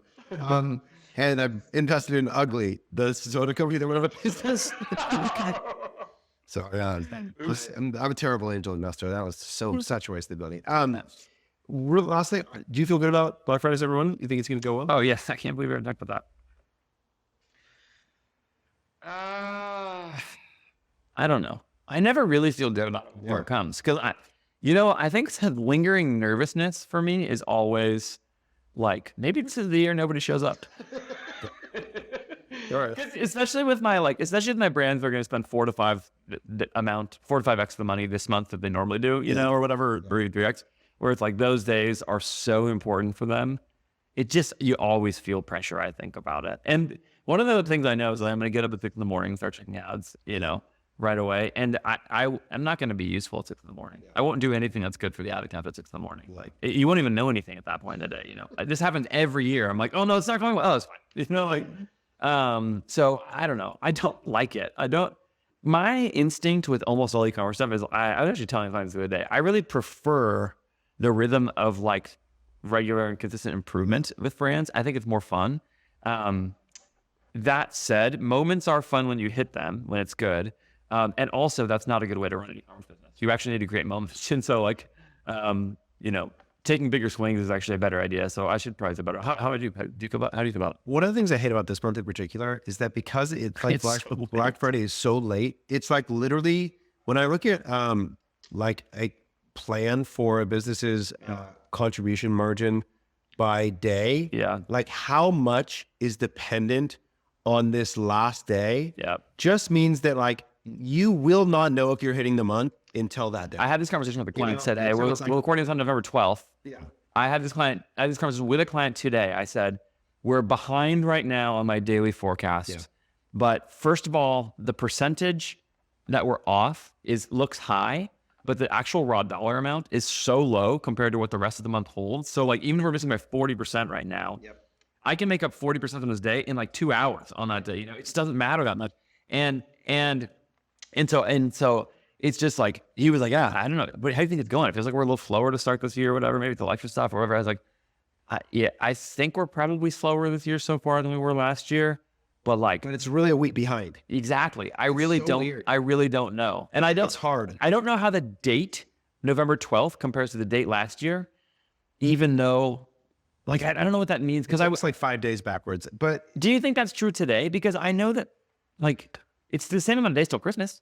It's the same amount of days till Christmas, but it's a different number of days in November until Black Friday. So if you think about the last week of September, so it is weird though. I'm with you. I don't know how to feel. The other problem that happens is this is an example. So we're looking at a screen right now, and I'm way ahead on returning customer revenue, but I don't know if that's because I did my dailies poorly. Yeah, and so I'm like, is that going to hold, or did I front load this wrong? Oh. And so I'm all sorts of worried about how right I got Black Friday. Yeah. So much of how I'm doing today depends on how right I am about ad revenue. This nicely touches a couple of topics that we talked about earlier. Because one of the things, I had a client my client was probably the biggest holiday swing for me, was like, hey, I know we've missed forecasts here and there recently, but I know I also asked you to do something impossible by doing these daily forecasts.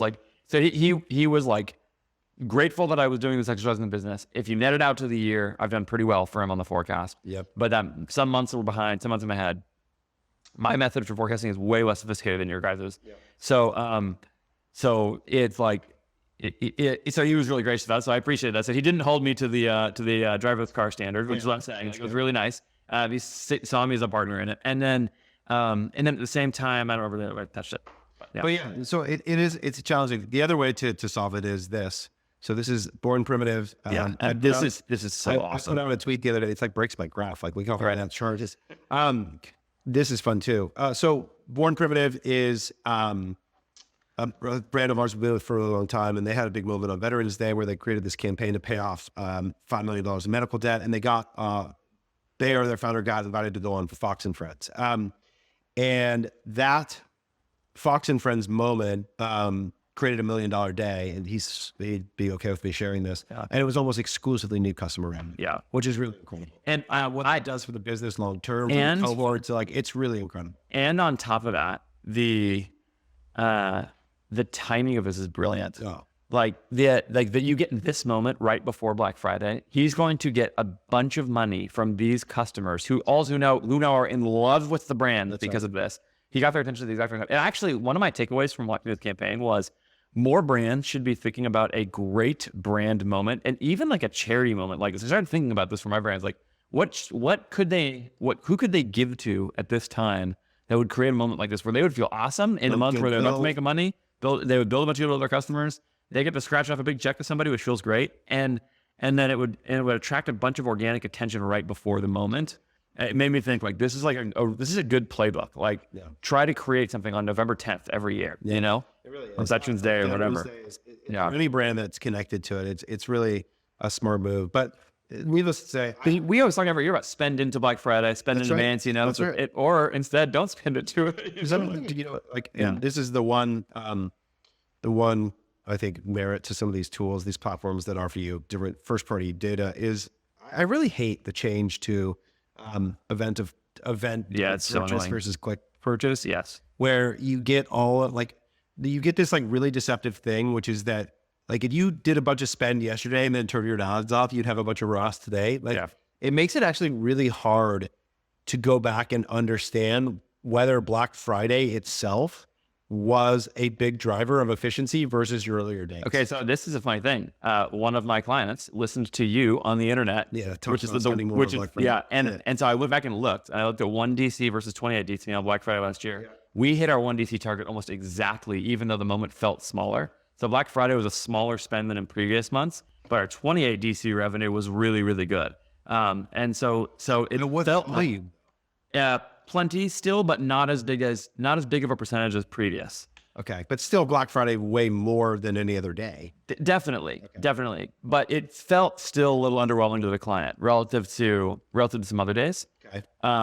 And so I ejected, and it was helpful to see that 1 DC versus 28 DC distinction on that day, even though I see your point. Like, see, yeah. I wonder if I could pull this on a 1 day click basis, whatever. You get it later. Yeah. The 1 DC number, I repatted myself on the back. Like, I almost hit the exact target of 1 DC revenue that day on a ROAS level, you know? But yeah, it's especially annoying with the thing I talk about every year, which is like spend for the 3 weeks leading into Black Friday.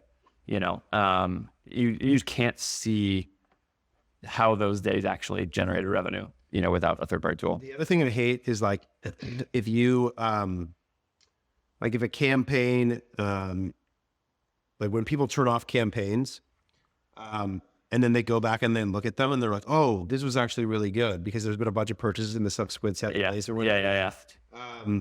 And it just causes all sorts of arguments of like, this campaign's really good. What's the problem here? You know, whatever. Or it's like, so there's a bunch about it. I use that as a way to spot check the relationship between 1 DC or 7 DC and 20 DC, but I know you guys don't really report on 20 DC, do you? Not as much. Everything's 7 day click ideally by default. But in this moment right now, one of the things I've been doing too is trying to have a 1 DC for almost everything. Yeah. I know. Yeah. Because so much of what you're trying to do in this moment is short-term levering. Yeah. Like if I need to move something today, if I'm like, I picked up some good organic demand or whatever, or AMER is really strong and I need to move the lever today. Yeah. I want more 1 day click campaigns. Yeah. I typically look at it on both. And actually I run a lot of 1 DC for some clients. I have a theory. This is while we're just spitballing media buying here.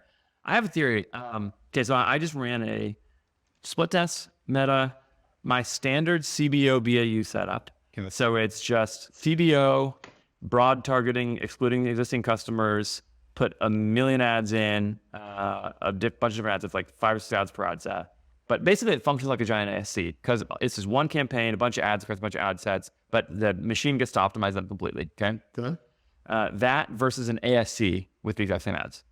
Okay. So basically the only thing that's different is the middle layer of ad sets. Okay. And it was like a couponed quiz or couponed test from Meta. I'm going to write this up soon, actually.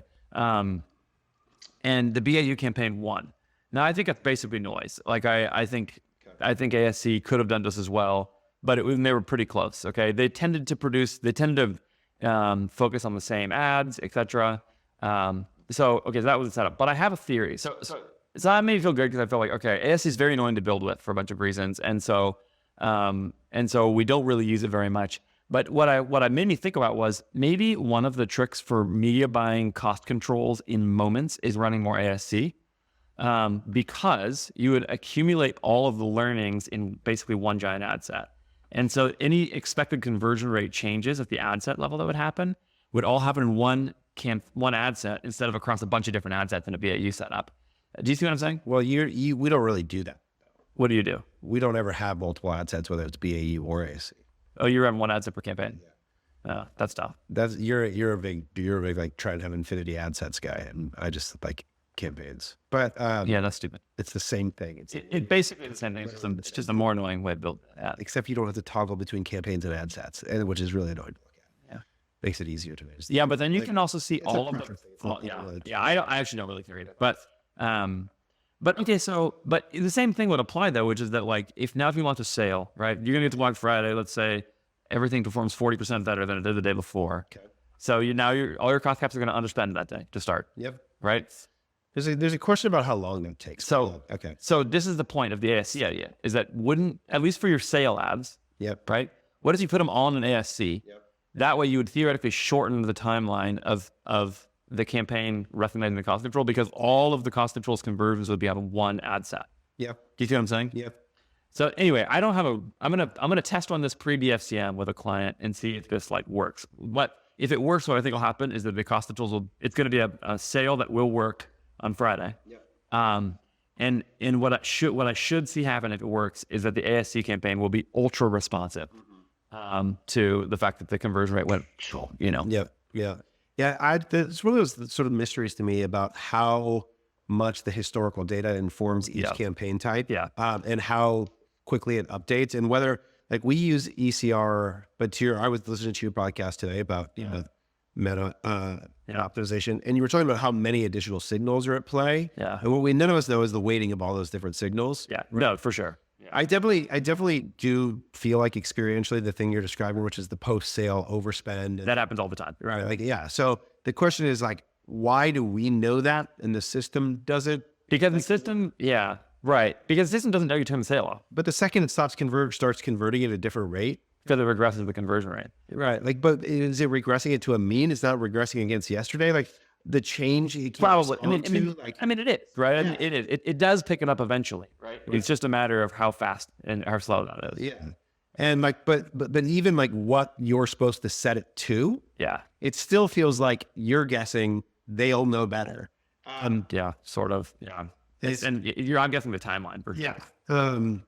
So what I've actually kind of wondered if the best way to run some of these sales is like especially if you're running a 3-day sale, day one, you just set an auto budget and set your conversion rate a little above what it would be, and just make sure that you can't blow money unnecessarily. And then the rest of the sale, you write it out. Because anyway, this is so. I don't mind the short-term campaigns that you have high levels of confidence in. Yeah. It's like, whatever. Put it on those costs. Right. It's right. not Well, I wouldn't run on those costs. I would just run it with like a really high cost cap to start, like basically force some speed to it. Just so you do have a control over if you want. Yeah, and then I can drop the cost down. Yeah. All right. That's a wrap. There's some media buying. There's some media buying. I think people like to hear that stuff. Yeah. It's really cool. Media buying. Yeah. There's some people who like it. There are a lot. Yeah.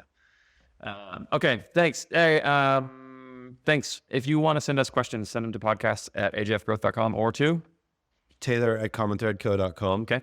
And on Twitter @EnergyFerris and @TaylorHoliday, and tag us both publicly and yell at us. Please do that. Please disagree with us. We yell at each other. Did we argue that much this one? No, I don't think much at all. Okay, we'll have to fix that, I find. Do we? We argued a little bit about where joy comes from in life. You probably have do you think you're a more joyful person than me? I think you probably are. What's your joy level on a scale Pretty of 1 high. to 10? Is it? I think I'm pretty satisfied in life. Well, that's a different word though. Those aren't synonyms. They're to me. They're synonyms. Joy and satisfaction. They're close. They're close to me. They're fulfillment, I would put in there. What do you like? What do you call like what happens when you get like really happy and excited? What do you call it? But like at an extreme level. No, I would say that's like a deep. I like your language for experience of joy, like your Freddie Freeman experience. I mean, we were talking. Like, I think someone was crying for What you. would you call that? What do you call elation? But see, but again, I would say that got ratcheted up by the experience of being with your boys, so that like the moment I was actually thinking about this after you said this. The moment tapped into 2 deeper loves for you. Yeah. And that's the thing that happened. It was it's like a bunch of stories in this like thing. Yeah, it was Yes. yeah, very meaningful. I was actually thinking What about was the experience I was there? What would you I call would it? say this just an experience of joy. Okay.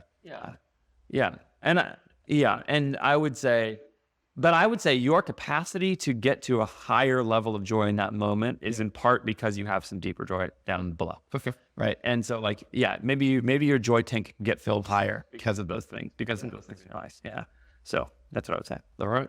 There it is. Okay, great. Thanks. Hey, if you like this conversation with me and Taylor, you should stop what you're doing right now and subscribe to my channel, because I will give you more content like this all the time, including more episodes with Taylor. Don't miss out.